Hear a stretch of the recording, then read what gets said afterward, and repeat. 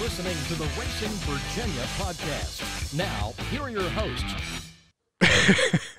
I went brain dead here. It happens. Welcome to episode number 74. It's been a rough weekend.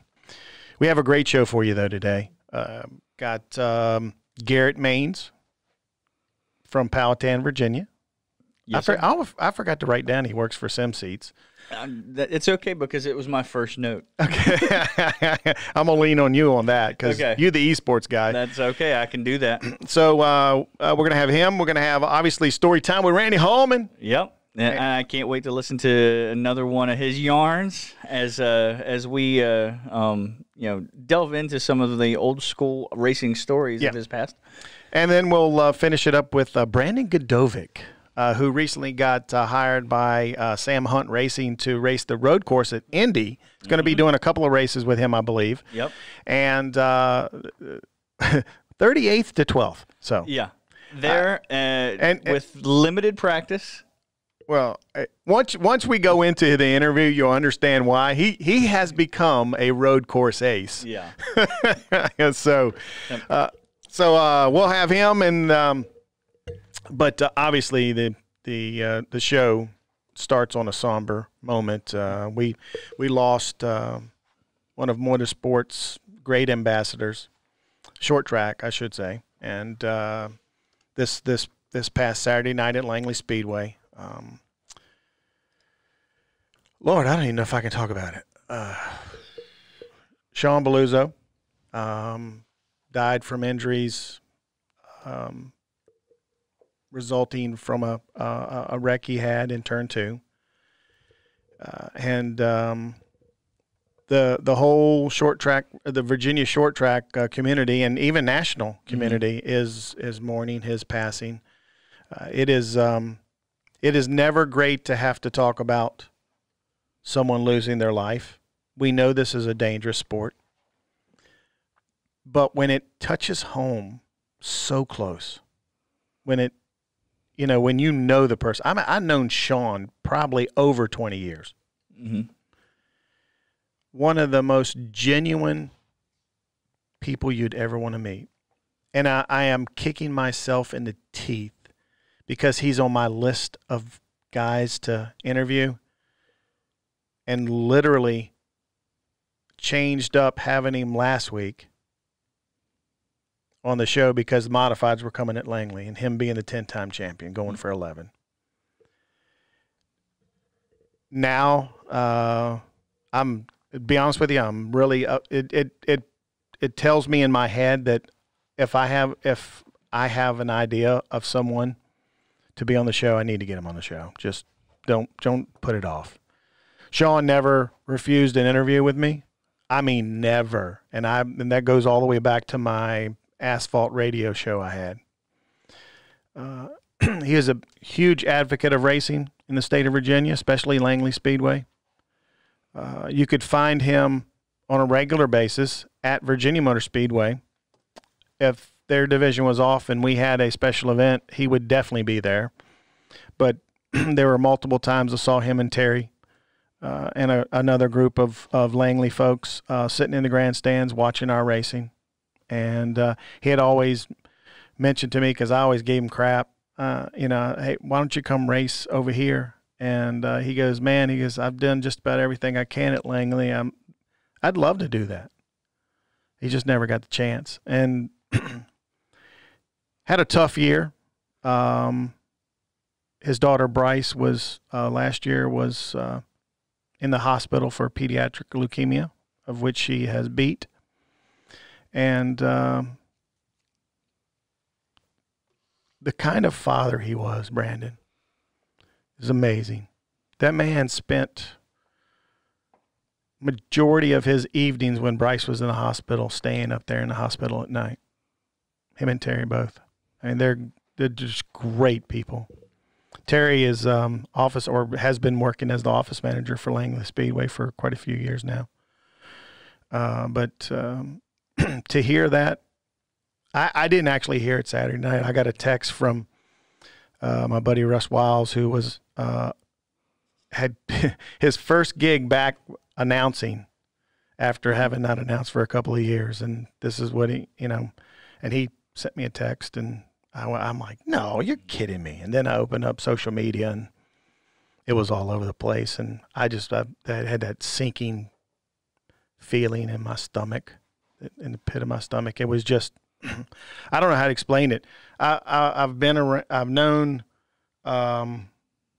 a lot of driver. I've been in the business long enough. There's been a lot of drivers that have passed away.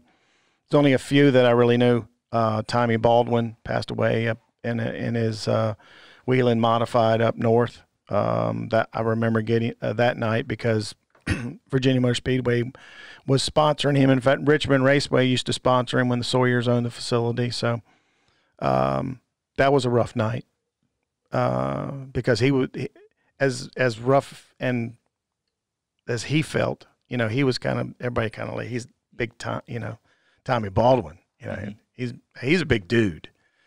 And Bill and him had been friends for years, and so when Bill bought Virginia Motor Speedway, he just transferred the sponsorship, to our track. But it hasn't felt as personal as losing Shawn.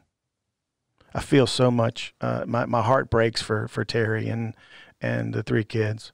I literally am at a loss for words. I'm sitting here thinking, what can I say? I mean, everybody knows of his racing accomplishments. And he's one of the winningest drivers at Langley Speedway in history of Langley.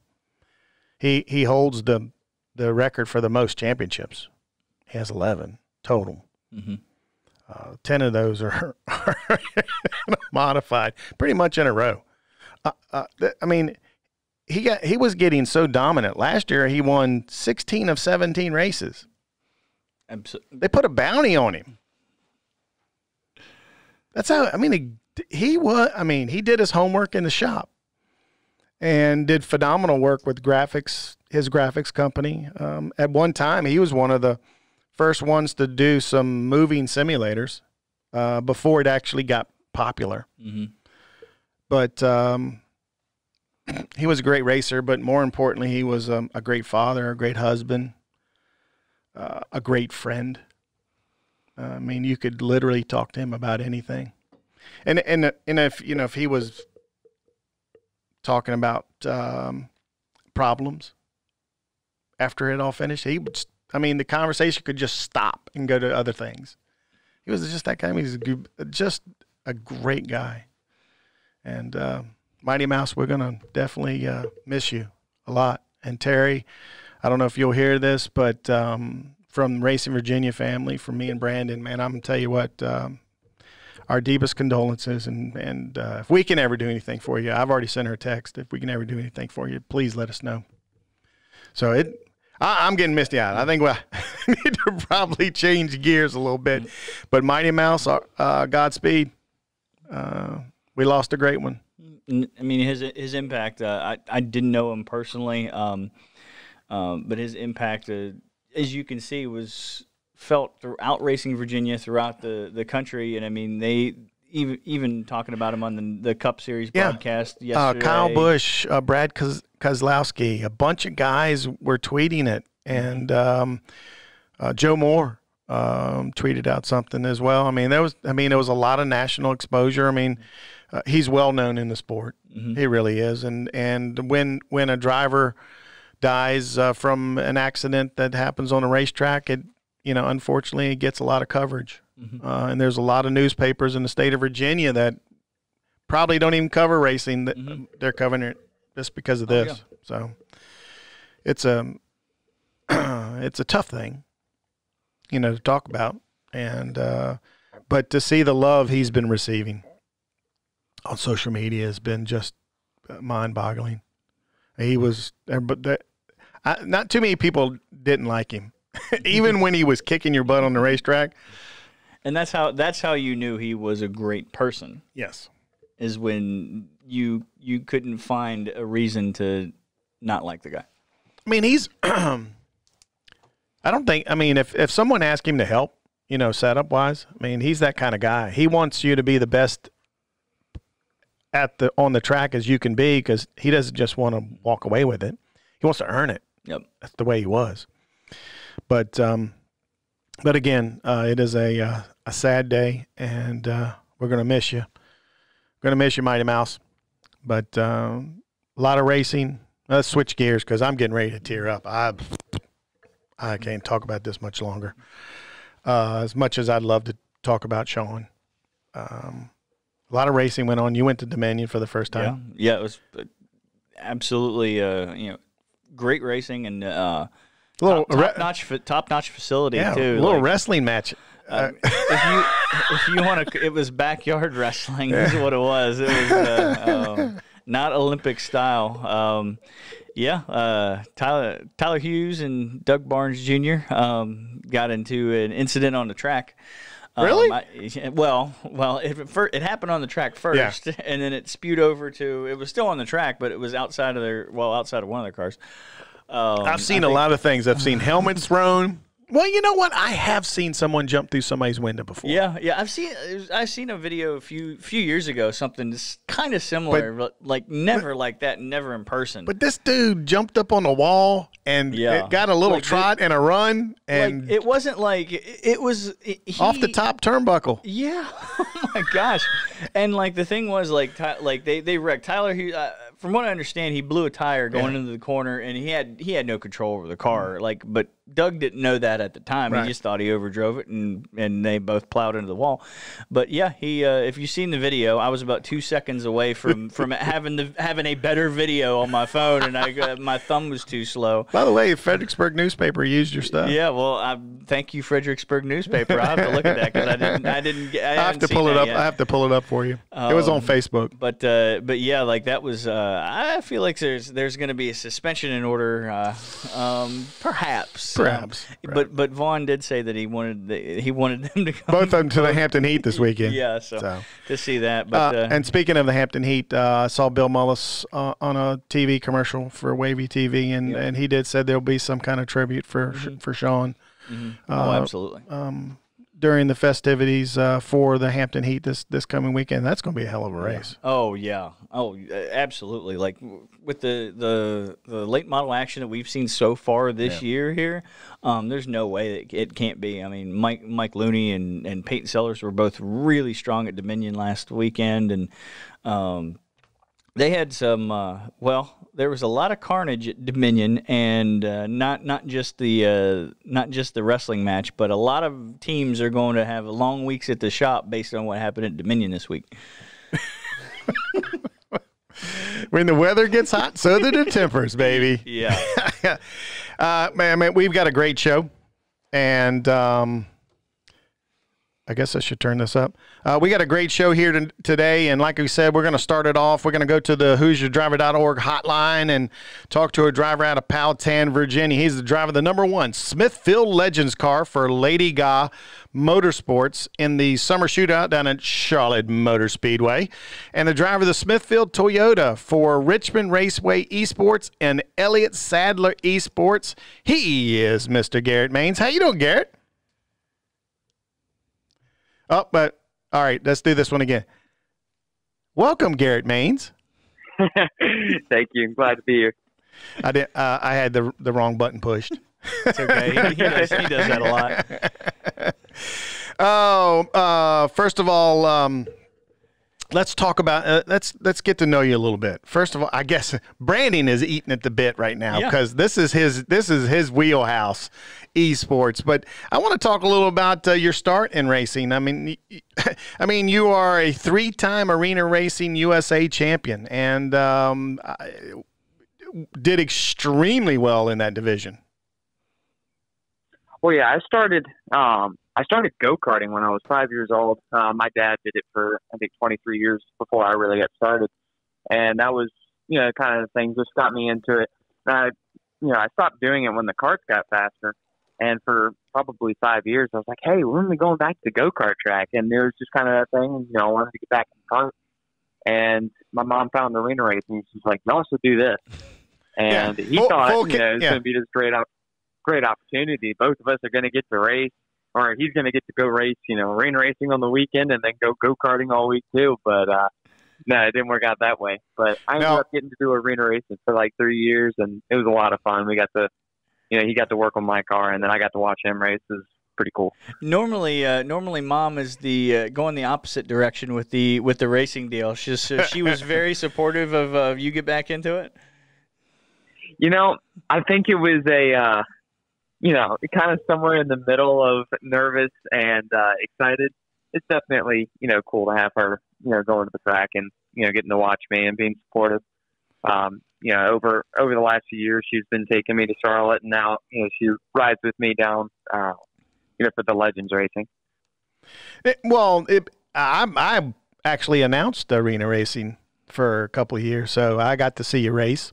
And I know why Mom, I'm going to tell Brandon right now why Mom said yes, because unlike a go-kart, the arena cars were mini Winston Cup cars or mini Cup cars, and they have a full cage around you. They have something above your head.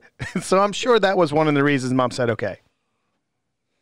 Yeah, for sure. I mean, if you come flying out of a go-kart, it hurts a lot more. But definitely the mini cups, they gave you a respect for hitting the wall. Those things, when you hit something, it goes to you. Yep, But, they're a lot of fun, though. Now, you're racing the Summer Shootout down at Charlotte Motor Speedway. Talk a little about your legend racing, and because those cars are a handful, brother. Yeah, for sure. I'm blessed to have the opportunity to drive for Latiga this year. It's been an interesting year. We started off the season. I started the winter heat this year, and we won the first race down there. And then we had an issue with the engine. It was an existing issue, before they got the car.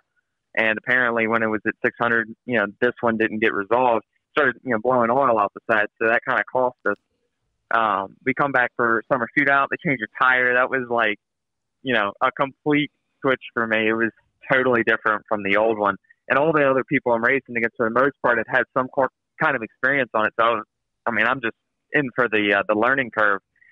And after the rain race, I'm assuming that after the rain race, you kind of abused the engine during the rain races. And apparently I was losing compression in one of the cylinders. Didn't know this for like weeks and weeks and weeks. And we're wondering why I'm getting slower and slower and slower. And come to find out, I'm just perfecting my line because I'm like, there's no way that I'm not hitting the chip at the end of the straightaway running fast time.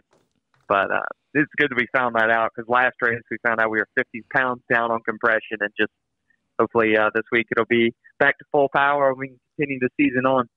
Now with that yeah, revelation, I knew he wanted to change gears. No, I was. That's okay. Go ahead. That was normally how I change gears, but I was saying with that revelation of the car. Now, what can you expect? How can you expect your performance on the track to improve, and what are your goals for the rest of this season? Well, definitely, the goal is to just round out the season really, really strong.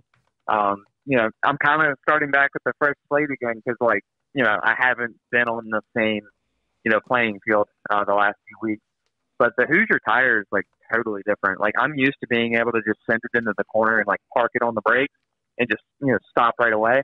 This tire, if you, punch the brakes too hard, you break any traction, it just goes into a four-wheel, unforgiving slide. And that's just a totally different animal than I'm used to. But definitely expecting to pick up a couple tenths now that the engine's going to be fixed, because I've been sitting there just perfecting my line at this point. I thought the speed was, I thought I was on a full power engine, so I'm just looking for speed in the line, and I was keeping up pretty good on the long run with, down on power. So hopefully in the next couple of weeks we'll really get to show what we got. Not the gear I thought you were going to hit. No, man. We're hitting actual real life gears in real life cars right now. See, I'll be good. I know. Swear. All right, well, let's switch because he is just bubbling over here, Garrett. Yeah. I mean, he has a page full of notes about this because he knows I know nothing about esports other than that I watch it on every once in a while. I have never competed in it, so. You are currently on the esports teams for Richmond Raceway and Elliott Sadler Esports. So I'm going to give it to by the way, Brandon says you're really good at this. Okay, so He's on your development team, right? Yeah. Okay. Yeah, he is. I know the guy. I text him every single day. We're buddies. Like we if it wasn't for social distancing, we'd be going out to lunch. It'd be great. But no, I've got your page up right here. For anybody who doesn't know iRacing, he has a 8471 iRating. 8,471 iRating, and that is one of the top oval iRatings in the world. What's the top? What is the range of numbers?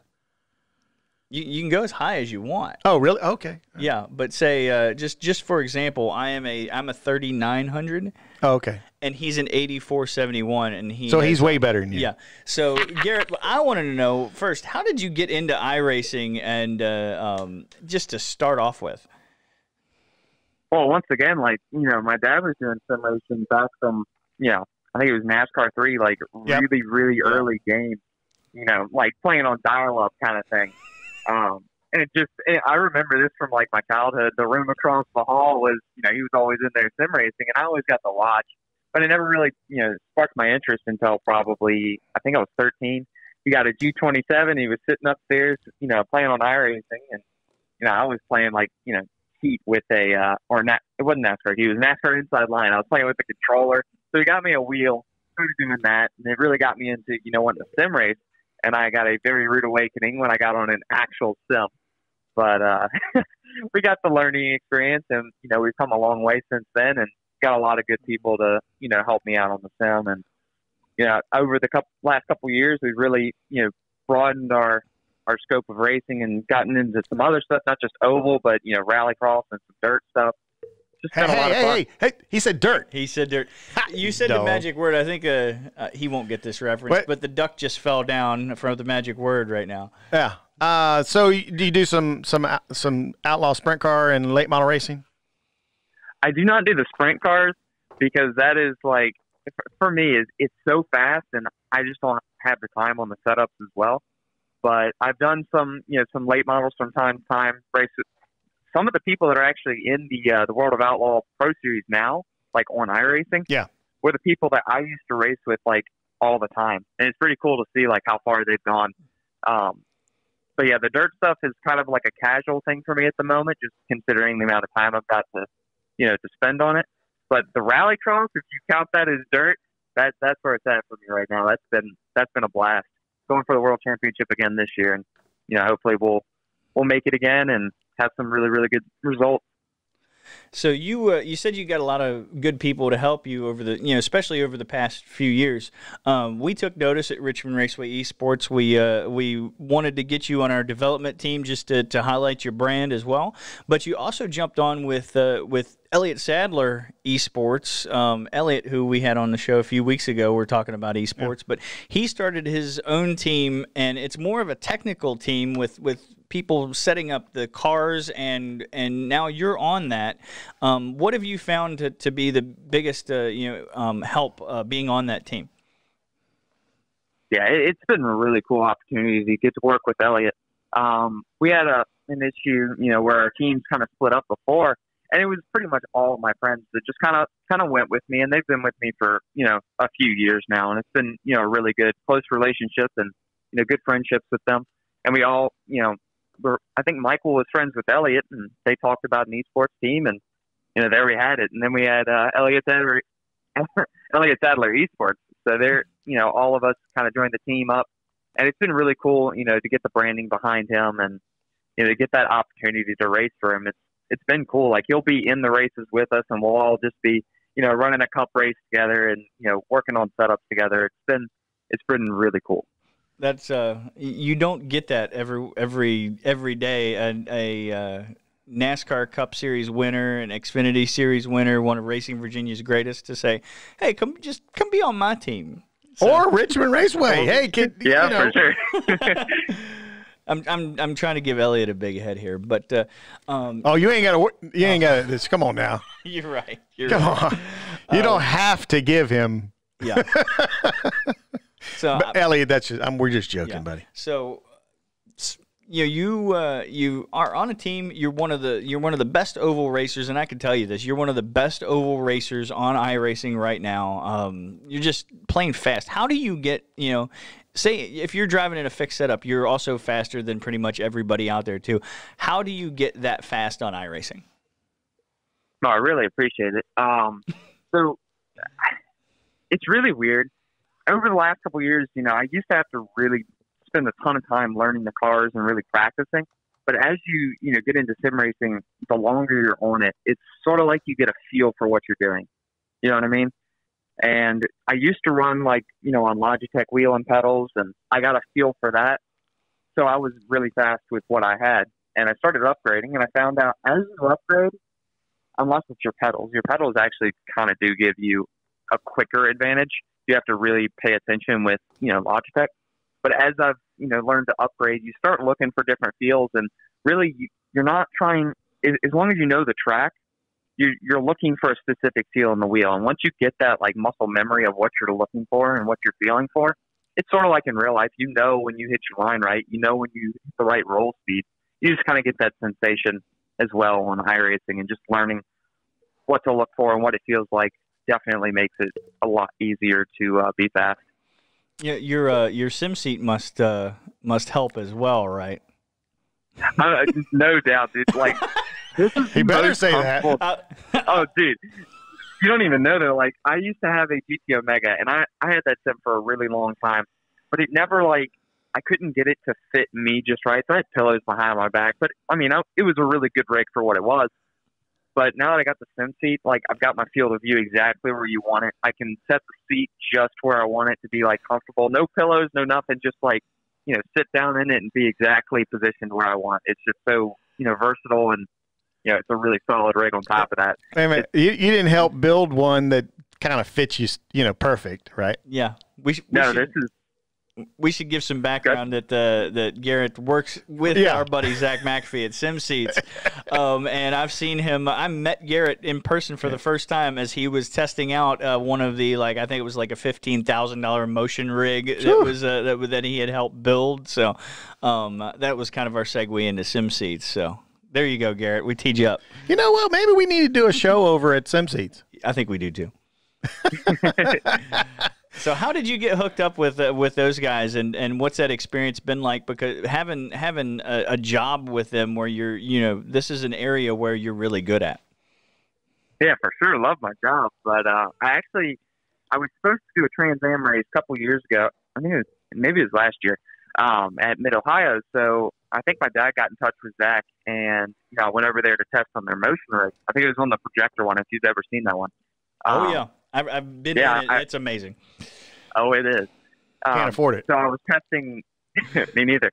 But I was testing the, K&N car at Mid-Ohio just to kind of get a feel for it. I was doing some laps there just to get some, muscle memory of the track. And, that's kind of how I got hooked up with Zach. So when I went to Richmond Raceway, they were doing the event, and they had, I think, the 3 sims there. And I asked him, I was like, hey, do you have an opening? And that was the right answer that I got there. So I ended up, getting the job there. And 2 weeks later, I was working there, and I've been working there ever since. And I love every second of it. It's a lot of fun. I mean, when you find a job that you're already interested in, you know what I mean? Because you're doing it at home. It's great when you get to do it at work too. You ain't kidding, brother. So one of the things that you've been open with is that you were on the spectrum of autism. You let people know that, but we want to know what you would like people to know about that. Yeah, I was diagnosed on the spectrum when I was either 2 or 3 years old, and coming through grade school, it was kind of a thing of, it was kind of difficult to make friends, and I've been really blessed to have some really good friends in my life. Getting on the sim racing. Honestly, when I got into racing in general, it used to be a thing, where I was terrified to get on the mic or whatever, which it's sort of a normal thing for kids to be, not want to be, talking on the mic in front of a ton of people. But that was actually the thing that opened me up to being able to talk to people in general. Cause I got interested in racing. It was just, something I was comfortable talking with. And instead of it being something I was terrified with, later in the season, it was something I was waiting to get out of the car for. And it's been really cool. It just opened me up to be able to talk to people in general. And over the years, it's just I've gotten more and more comfortable. Very cool. I know. Oh, go ahead. Sorry. Yeah, it's just made a huge difference in my life. If I wasn't racing, I'm not really sure, how it would have gone down. Like, it's just really changed the way, I look at things, and it's given me a great opportunity, for other people that are on the spectrum. Like, if you find something you love to do, like that's your thing, Oh, for sure. And I mean, like that community, like the iRacing community is just so good overall and just very welcoming for, everybody. So that had to be something that when you jumped into was a huge positive just and now it's something that you're talking about, it's getting you recognized and you're moving on and up from there. Yeah, for sure. There's a lot of people, when I get on the iRacing that it's like, you see them signed up for a race and you're like, oh man, I got to race this one with them just because, you're good friends with them. It's not that you're, wanting to just go in there and beat them or anything. It's just like, that's the guy you like to race with. And you just find, you find a community that you really appreciate, the respect you get. And it's a lot of fun and it's really cool to get to meet new people and make those friendships. Okay. I gotta know one thing, this esports stuff. I'm looking at his Facebook page right now. Uh-huh. By the way, I love the bug for the rallycross. my buddy Steve Arpin he doesn't drive a bug, but I forget what he drives. In the real, rallycross stuff. How do you go? I'm looking at he says NIS. What does that mean? All right, so that's like it's one of the top oval racing series that's like not a pro series. Right. They're like half-length NASCAR races. A bunch of the pros jump in from time to time from like the Coke series. And it's just where a bunch of the big teams that, aren't particularly racing for pro take their best setups and they run 4 times a week. And it's a really big deal to be able to, compete in that. That's right. Kind of like the scale as to where you actually are, competitiveness as a team. Is that kind of like the Xfinity to Cup? No. But no, I wouldn't say so. It's sort of like being able to just, it's kind of a representation of where you're at. And it's a lot of fun on those races. It's kind of like a training tool in a sense for people that want to learn the Cup car. That is the race to be able to, test what you got. Yep, because it's in the Cup car every week, and it tries to mirror the actual NASCAR Cup Series schedule. So you take your setups that you've worked on, or it could be a fixed setup one. They have ones for those too. And it's just 4 big races that any iRacers with a C license or above can get in and test their stuff. Okay, what do you have to get into the Coca-Cola series? What kind of license? So you actually have to go through the RTP series, which is where I am right now. Last year I was the first car to not make it, which was very, very disappointing. But this year we're going for it again, and hopefully our luck will turn around because I feel like we've had the car to do the last 3 weeks, and we have had every single thing possibly go wrong, like cautions at the wrong time, slapping us a lap down, stuff like that. You know what I mean? Running top 5 where you want to be, and then you pit and the caution comes out and you get trapped. That kind of thing's been going on. But as long as you're in the top 20 at the end of the season for RTP, you go into pro, which takes the top 20 pros out of the Coke Series and the top 20 out of Roads Pro. They race again for, I think it's 7 or 8 races in Xfinity cars. And then the top 20 of that go back to Peak or Coke. I keep calling it Peak Series, but it's the Coke Series. They go back to that. And that's where you get, the drivers. Sponsor, right, man? Deals. That's where the money is, right? That's where you can make you can make money in that, right? When you're in the Coke Series? The Coke Series that's the big money. That's I think the highest paying series on iRacing for pro. I think you win like $40,000. Yeah, Zach, he was with another team last year, but he won $40,000 last year for winning the championship, and they're giving away I think $100,000 for the champion this year. So you can win a lot of money by being I heard that good. I heard it got bumped up. Oh yeah, big time. So. But Garrett, man, we're gonna have to come over to Sim Seats and do a live show and meet you in person. I met you already, so I mean, I was being an announcer of the arena racing. That was kind of cool, though. By the way, I wish you were still around. A lot of people wish it was still around. I think the problem is that especially having to go all the way down to Norfolk there for a while. That was rough.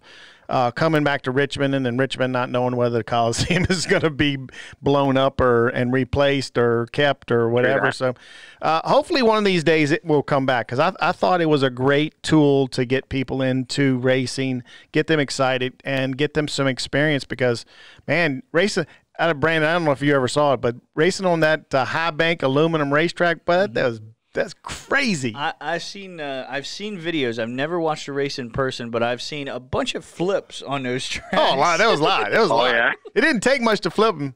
So, No. but Garrett, we know you got to get back to work. We don't want your boss to get mad at us or anything. Yeah, so you said that you loved your job. Well, we want you to keep it. And good luck with the iRacing stuff. And you know, now that I'm part of the I guess the Richmond Raceway team, I'm gonna keep a closer eye on you. Yeah, I think because my team that I was on just disbanded. Yeah. I'm gonna put a bug in Elliot's ear to come hang out with you guys if I possibly can sometimes. There you go.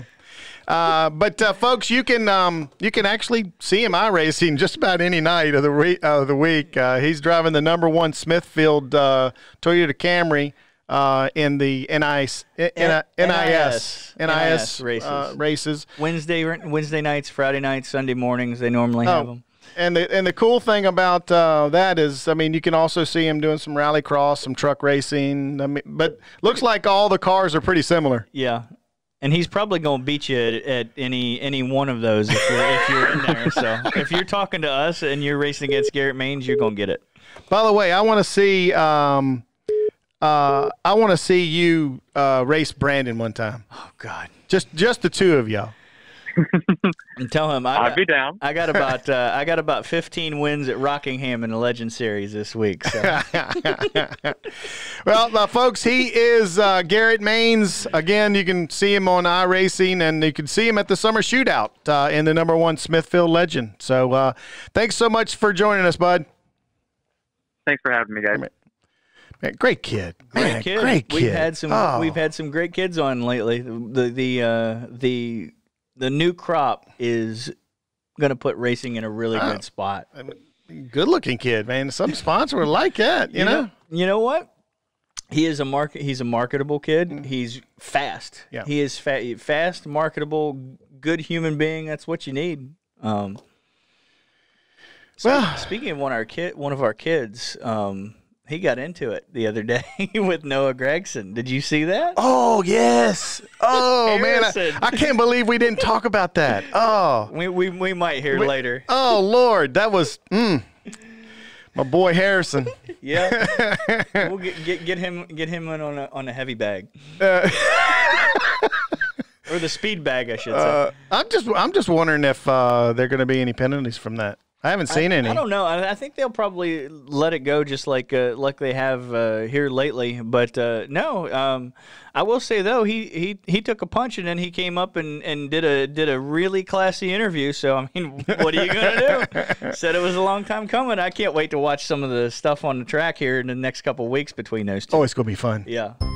As we always do every week, at about this time, we're doing a little bit earlier this week. It is time.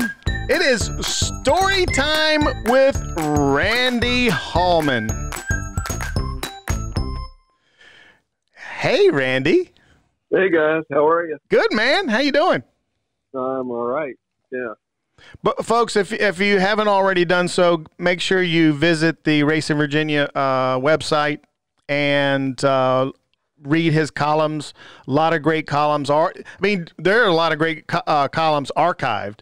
And if you've never read the columns, go there, read about them, and then go backwards. You know? Yeah. Yeah. You might learn something. No, you'll learn a lot. There's no might about it. I'm learning something every time. I thought I was a racing junkie. I learn something every time I read something from Randy. Yeah. First of all, Randy, we talked about it at the top of the show. As a reporter, how difficult is the loss of a local driver, especially one from Virginia, for you guys in the media to have to do a story on that? It's crushing. It's it's never easier. It's just as bad today as it was when I was on the beat at the track, and right there at the event.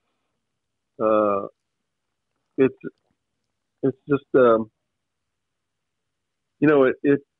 you have to go through it. You have to question yourself. You have to question your sport.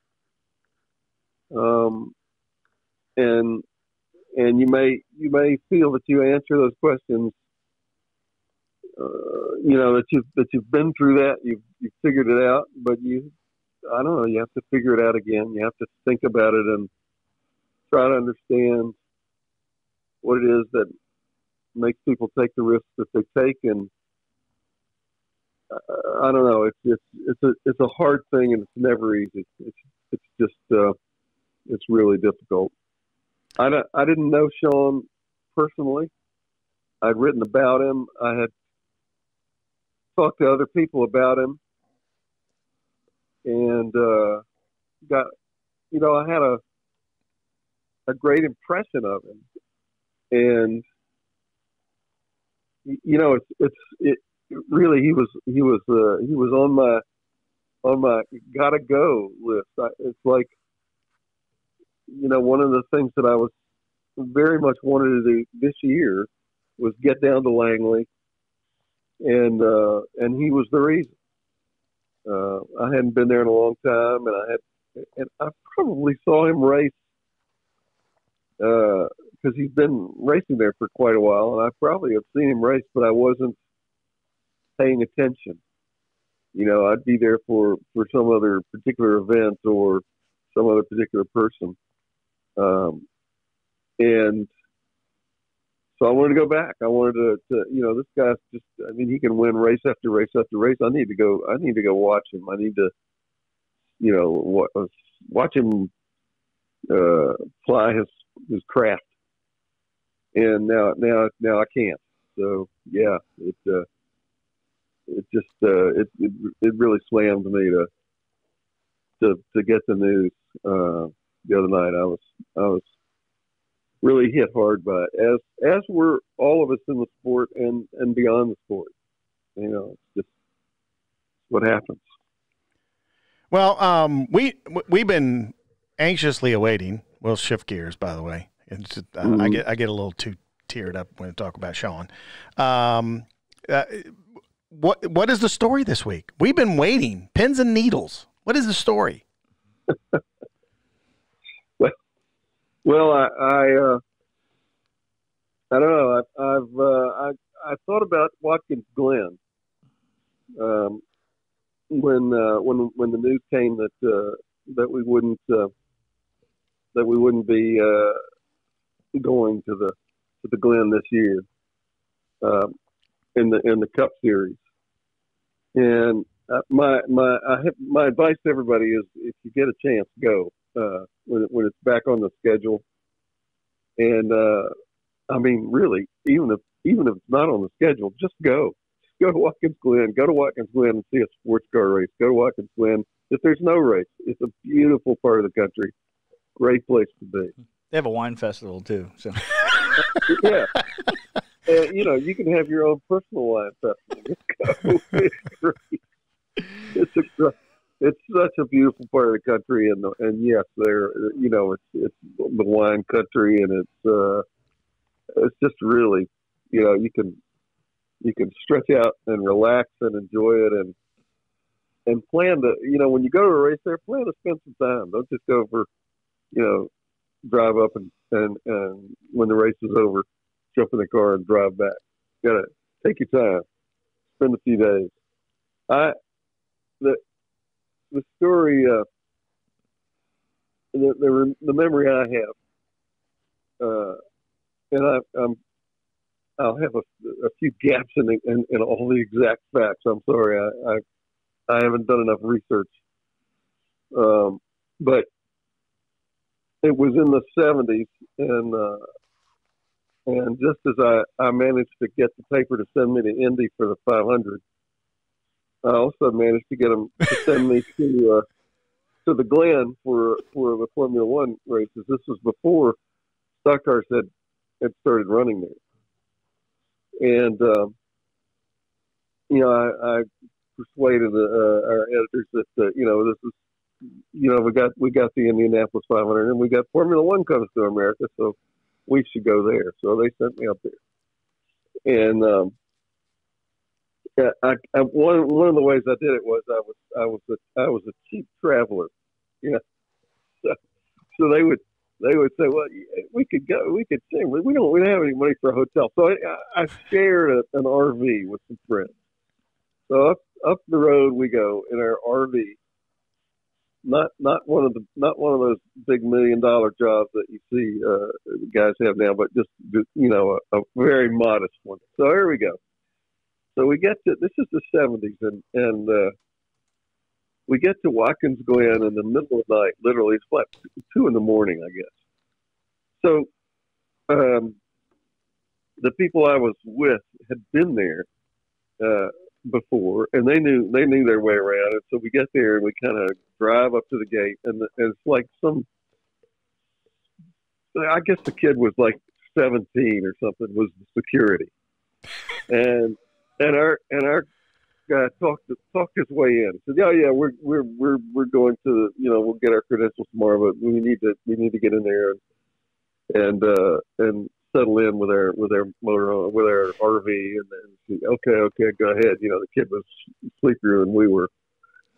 And in we went, and we drive around the back of the pits, and it's already like Friday or whatever. Or maybe it was early. It was, I think, Thursday morning.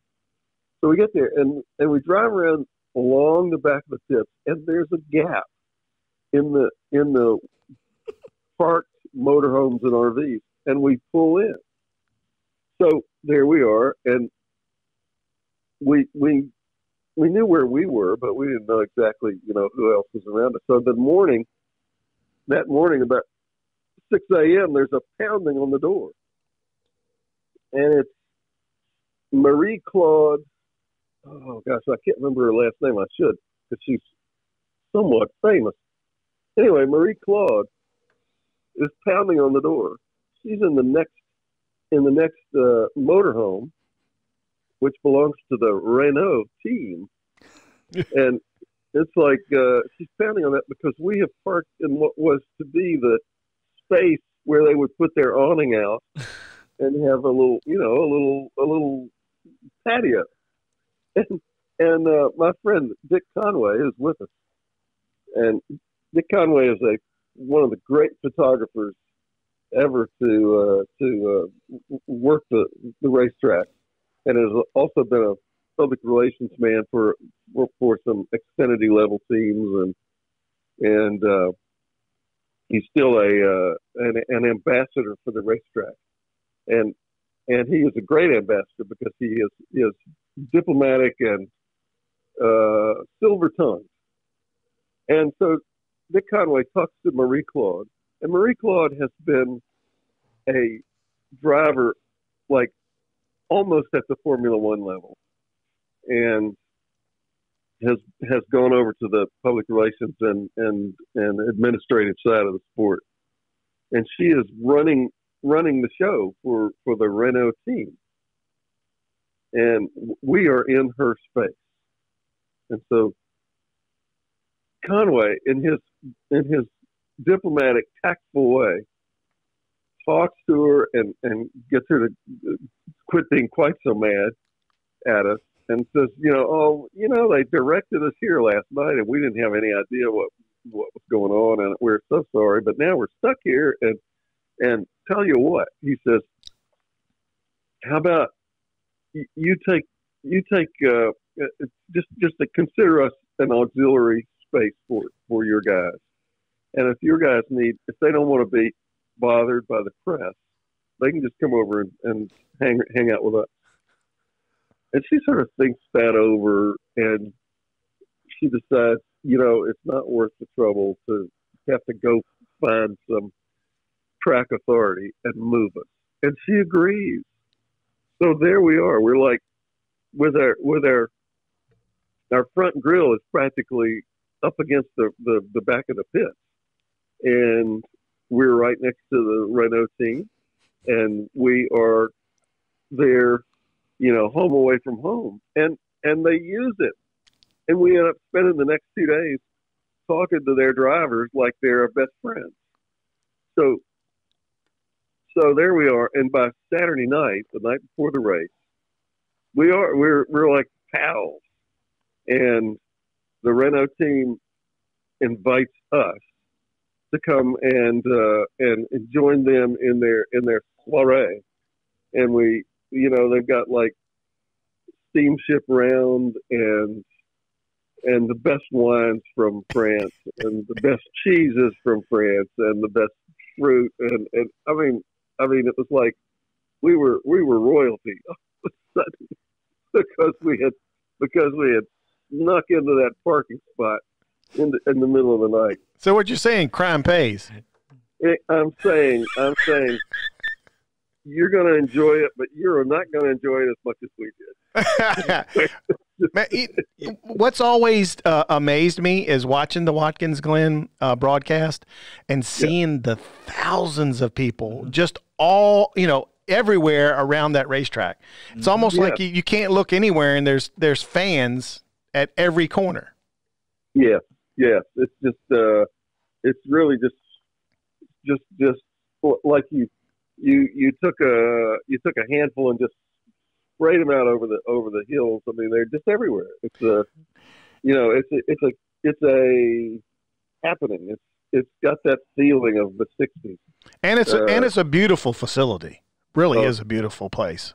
It's gorgeous. It's so beautiful. You look out across the hills out beyond the racetrack, and it's just vineyards lined all across, and it's beautiful.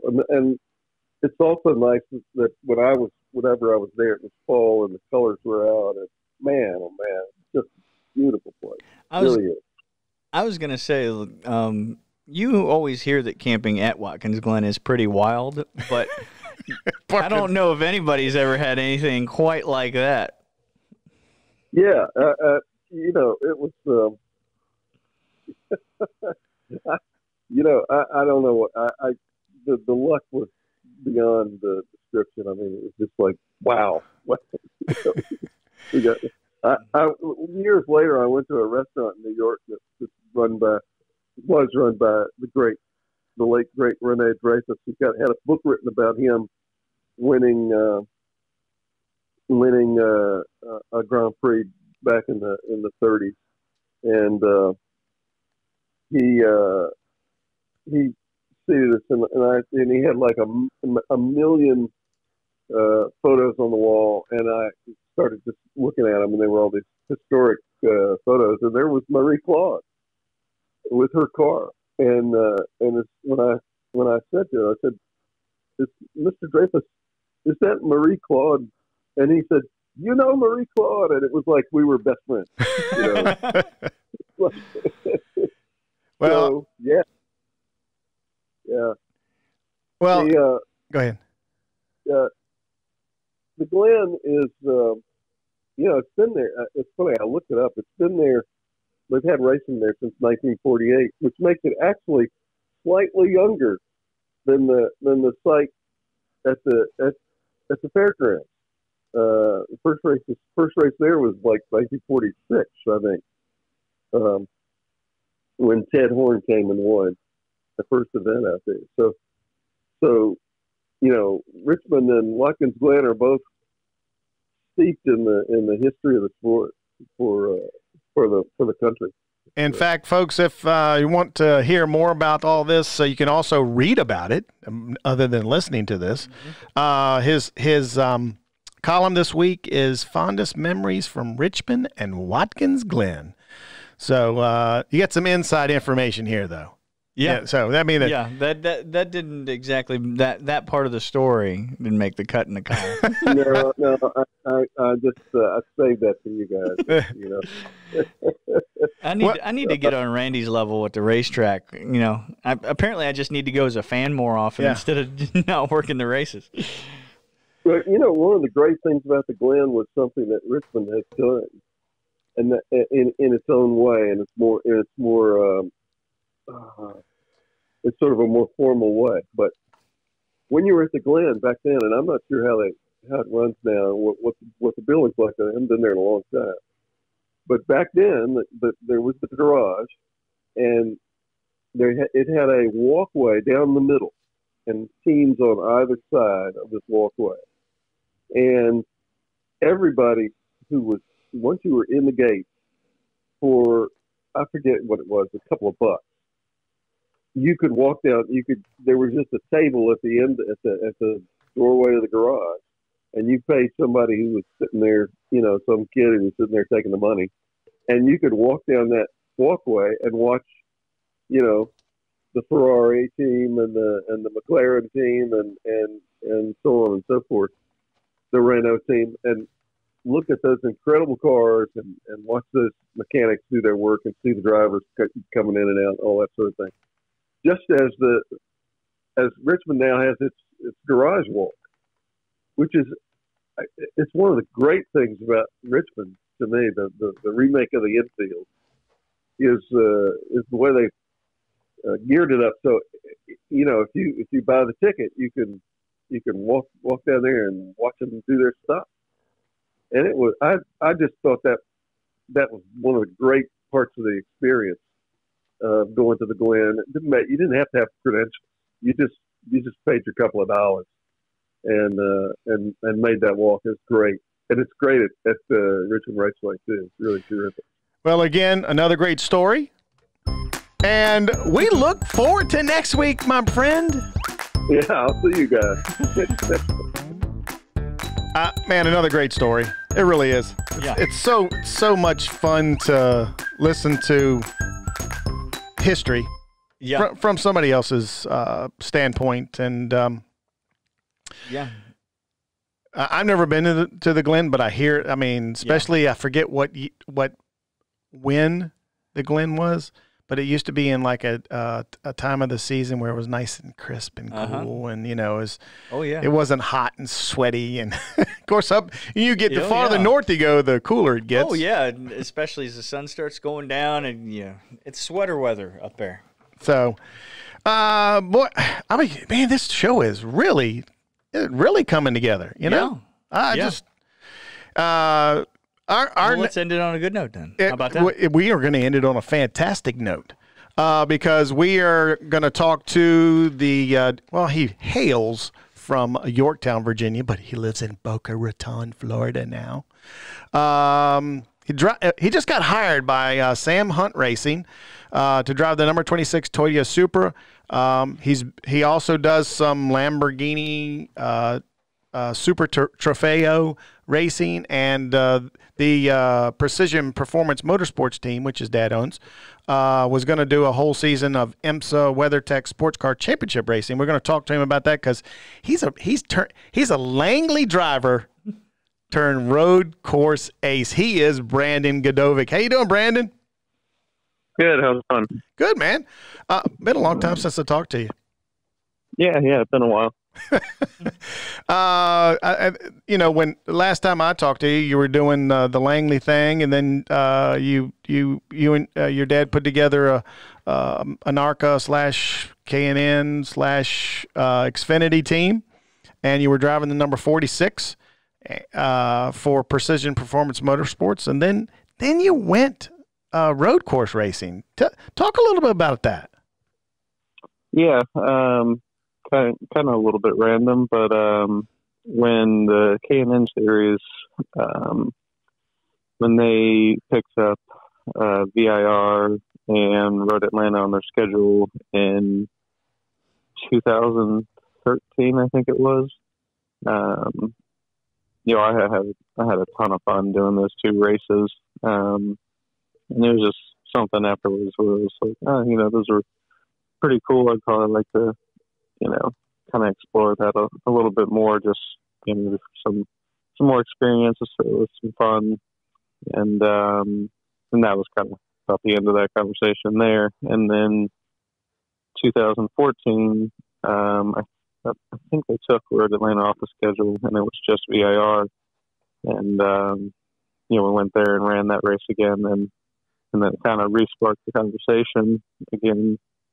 And so then in the off season, before 2015, we just kind of started exploring around a little bit on the sports car side, and just so happened that about 30 minutes away from where my parents lived here in Virginia, which at the time I was still living here, Mitcham Motorsports, one of the Lamborghini teams at the time, was right down in Virginia Beach, and through some connections, we ended up getting hooked up with them, and then did the 2015 season with them, and ended up winning the championship and world championship, and then it just kind of took off from that point, and it was hard not to continue down that path with everything that I had going on there.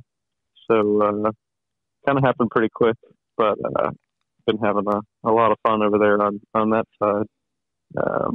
But definitely excited to have come back over into the Xfinity series to dabble around a little bit.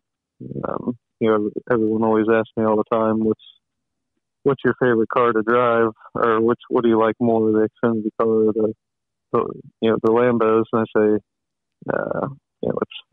it's like kind of picking between your children sort of thing. I love and love things about each one, and enjoy certain things more about each. So I just say I'm happy doing whichever one I'm doing that day, and wouldn't be able to go without one or the other. So. I'm sorry, driving a Lamborghini. Yeah. I don't know. Look, as much as I'd like to drive an Xfinity car, I would really like to race a Lamborghini. Yeah, no, they're definitely awesome for sure.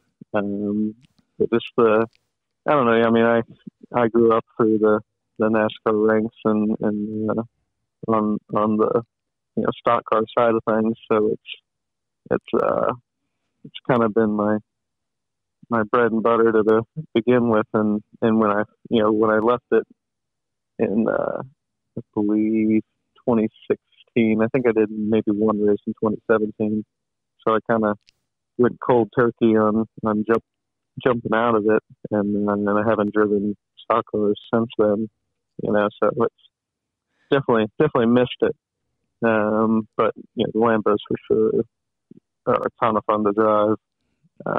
But they each have their unique thing of what makes them fun to drive. Paddle shifters is pretty awesome, but I do enjoy some of that aggressive gear banging stuff in a stock car, and really the horsepower of those cars, of the stock cars, is still more than the sports car side, and you can definitely feel a difference in that. But but then you go to something like braking, and the difference of those is it's incredible how different it is. So going into Indy, it was like my first lap out of taking it easy was almost at the edge of pushing the brake zone in the Xfinity car, just because the brake zone is stacked up so far that you have to tell yourself before you go into it how much you have to back it up, and then especially as a run goes on, how far you have to back up a stock car. Is the brake zone throughout the end of the run is 10 times more backed up than it is in a sports car. And just having the ABS and the sports cars is just a huge difference, which honestly, that was the hardest thing for me that it took to get used to on the sports car side, because I was used to no traction control and no ABS. So those were the things that are meant to help you were what were hurting me the most to start with. But like I said, jumping between both is a ton of fun. I'm getting to kind of play around in both realms. So you talk about playing. There was you went to work at Indy a couple of weeks ago. Yeah. in that Sam Hun racing number 26. First, how did you get hooked up with them to do the Xfinity Series deal on a part-time basis? Well, let's just start with that. Yeah, so Sam actually drove on our team back in 2012, I believe it was, and did a full season of the K&N Series with us then, which is how we kind of got hooked up together and been friends ever since and kept in touch and seen each other at the racetrack every year since then, pretty much. And he started his own deal a few years later and got into the late model and K&N stuff, and obviously dabbling into the Xfinity side of it now, and just through staying connected together, we ended up just getting into conversation about it, and it's interesting because he's sort of in the exact same situation, or in the exact same place that we were a couple of years ago on the Xfinity side, doing basically the exact same thing.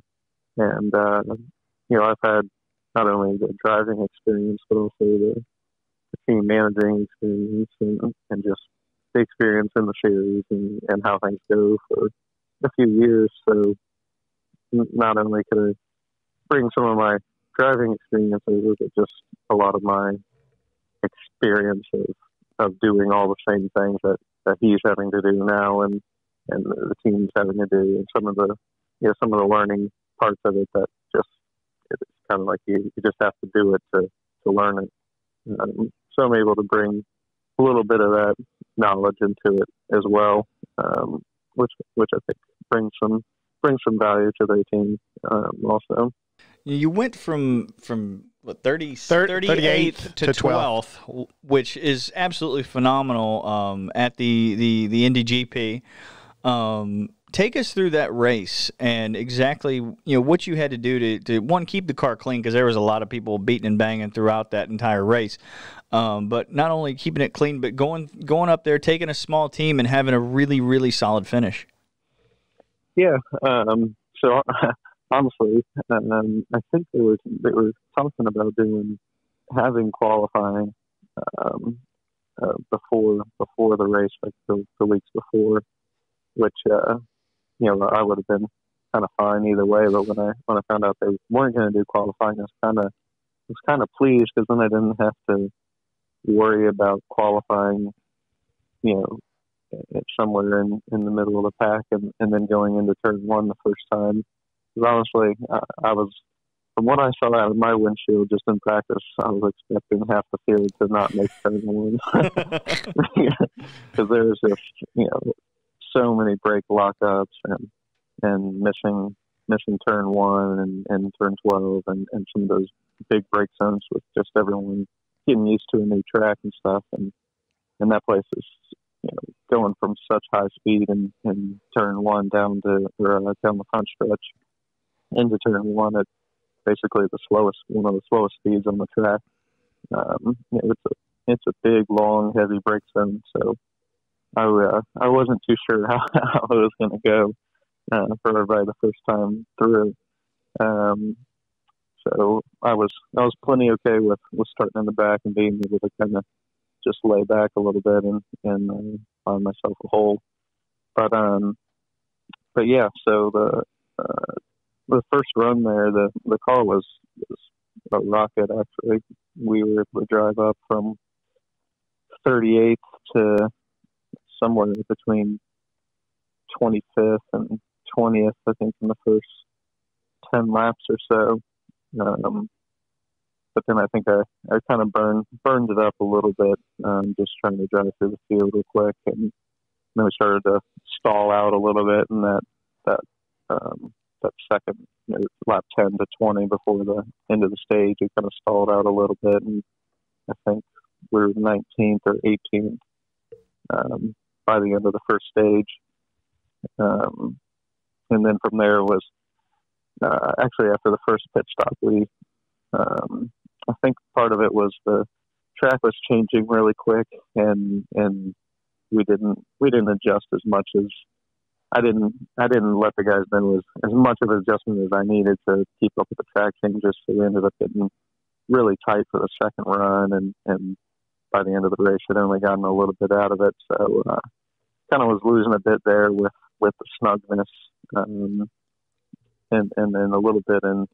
We had struggled with some brake issues in practice, and I think some of those carried over into the race. So about kind of 20 laps into the race, I was having to back the brake zones up a bit more than we should have, and had to maintain that the whole race. So even though we finished 12th, it was, I was actually a little bit disappointed because, speed-wise in the first 10, 15 laps or so, we were running fifth to seventh place times consistently the whole time, and some of the people that we were passing and battling in the middle of the race, even when we were snug, some of the people that finished in the top 10, we had driven by and pulled away from.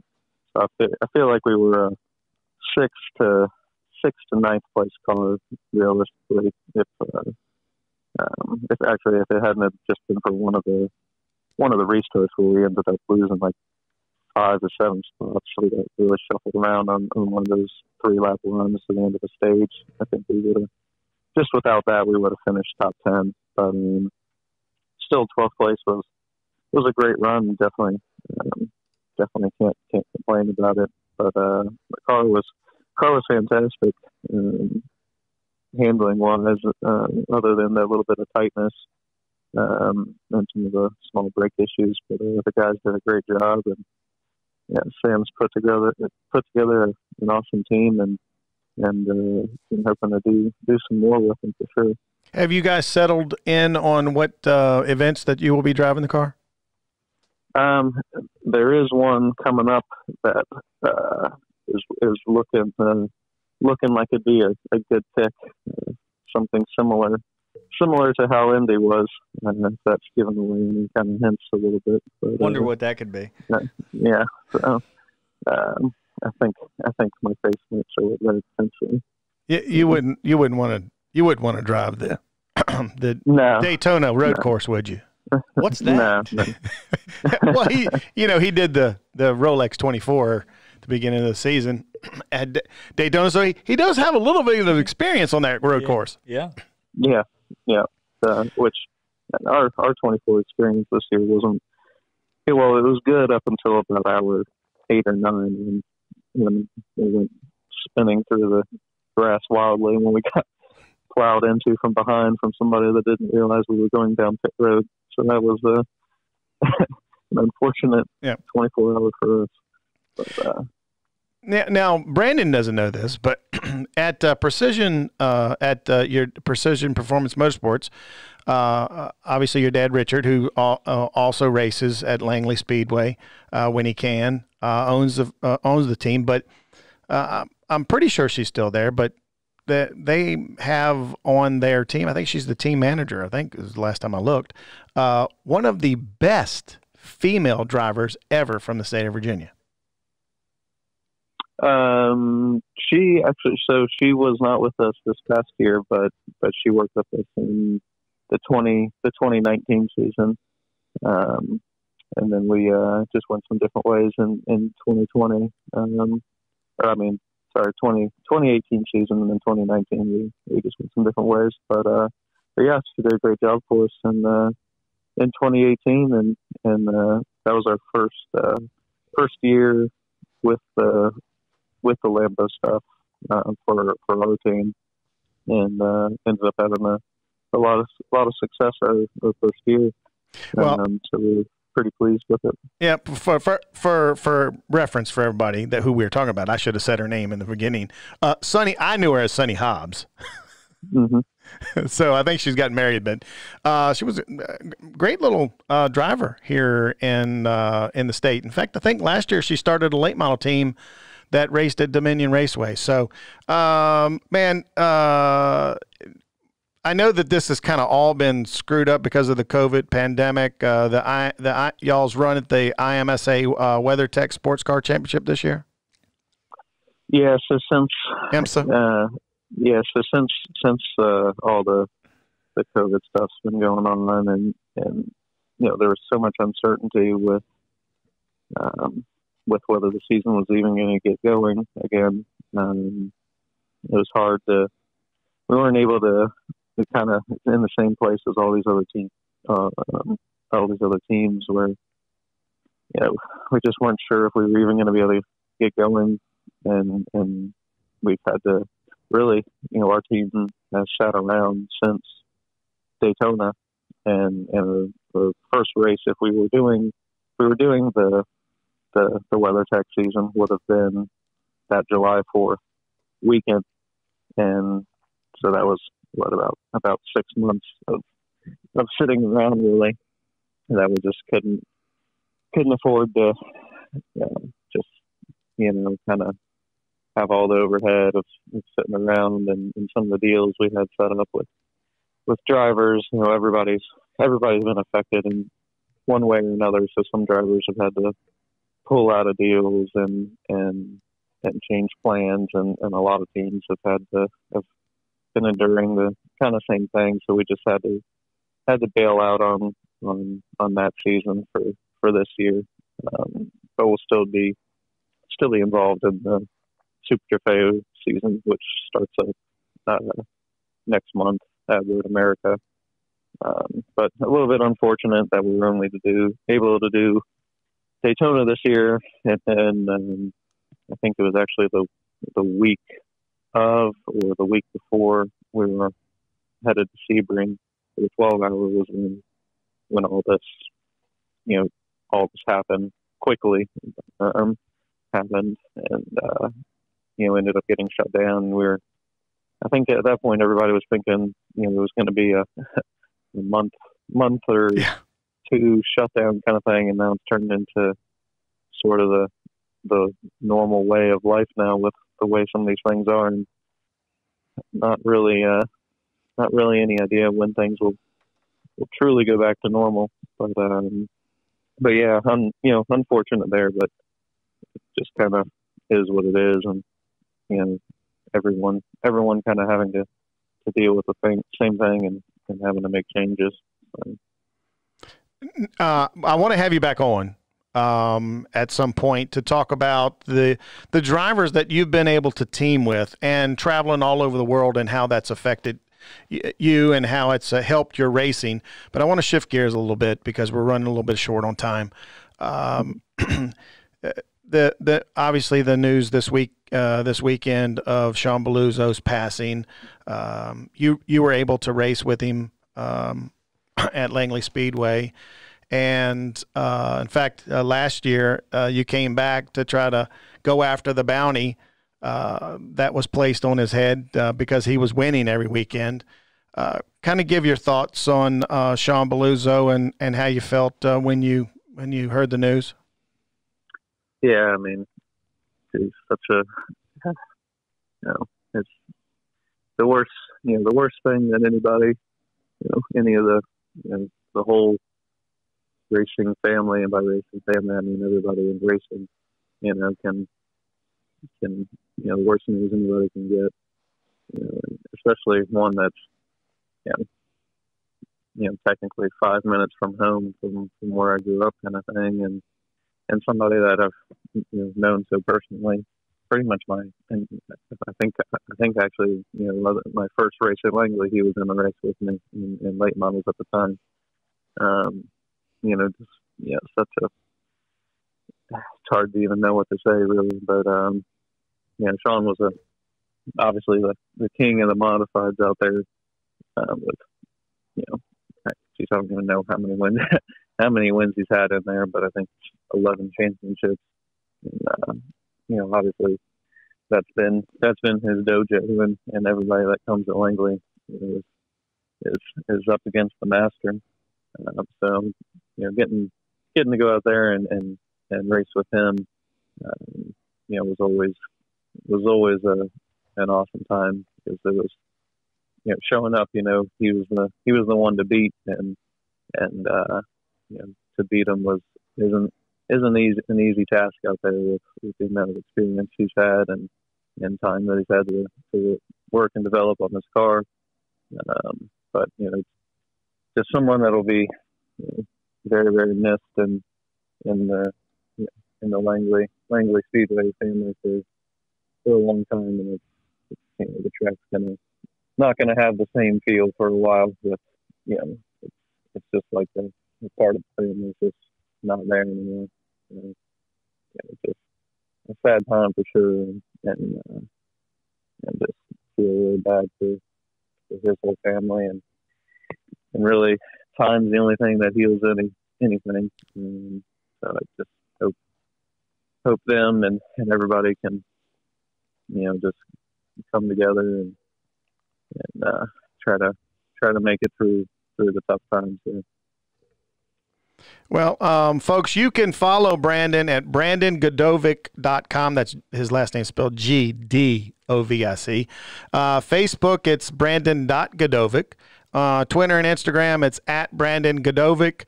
And, of course, you can go to the Precision Performance Motorsports. I think it's PPM 646. Yep. To follow him. But, Brandon, we want to have you back on again, and hopefully we'll get to see you in that number 26 again here shortly. Yeah. I appreciate you guys having me on. Folks, he is Brandon Gdovic, man.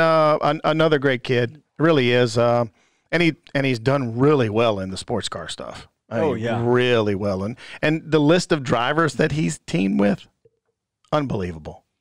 If you saw the list, you would go, what? Surround yourself with good people. Yes. And you'll be successful. Yeah. And that's a damn good show. Yeah. Good show. We've got we'll have another. In fact, I think we're going to have a really special guest next week. We don't want to say the name yet because we want to make sure we got him first. A Racing Virginia legend. Yeah, Hall of Famer. And hope to have him on shortly. But folks, first of all, for Brandon and me, thank you for listening. Can't thank you enough. We are fast approaching some places where you can watch it. YouTube is going to be up here very shortly. Should be fun. And of course, we're going to put it on all the the iTunes, Spotify. I mean, that's all being worked on.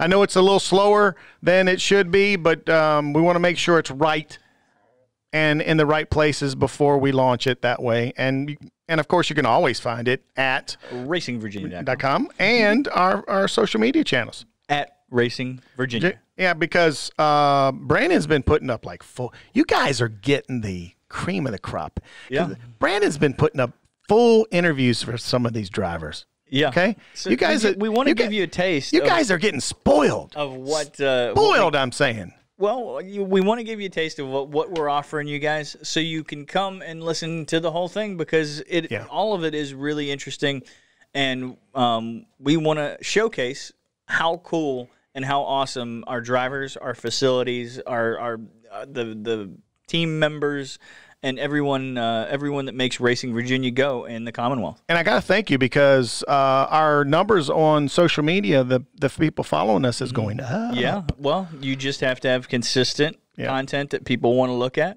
So thank you for that. By the way, tell all your friends that like racing that they need to follow us. Okay, we need to get to at least 10,000. Yeah, we need 10,000 is the number. 10,000 that's our first number. Is a benchmark. Yeah. And then we can work. Well, I tell you what, let's go for an easier benchmark. Let's go 5,000 because we're halfway there. Okay. All right. We're a little over halfway there. Okay. Let's go 5, and then we want 10. Just got to keep the content rolling, and that's my job. Not going to get too greedy. Yeah. I do want to remind you, folks, to hug your loved ones. Yep. Tell them you love them every day. Mm-hmm. You never know when it will be their last day. Yeah. So please, be good to your friends too. Be good to your racing friends. Be good to everybody. Be good to everybody. But yes, be good to your racing friends. if you're competitors, you can be competitors on the racetrack, Yeah. but you should be able to be friends off the racetrack. So because you just never know. And as we said earlier, we're going to miss Shawn. Yep. Shawn Balluzzo is going to be gravely missed by a lot of folks. And we just want you to be kind. Remember to be kind to everybody. And most importantly, remember to keep racing, Virginia.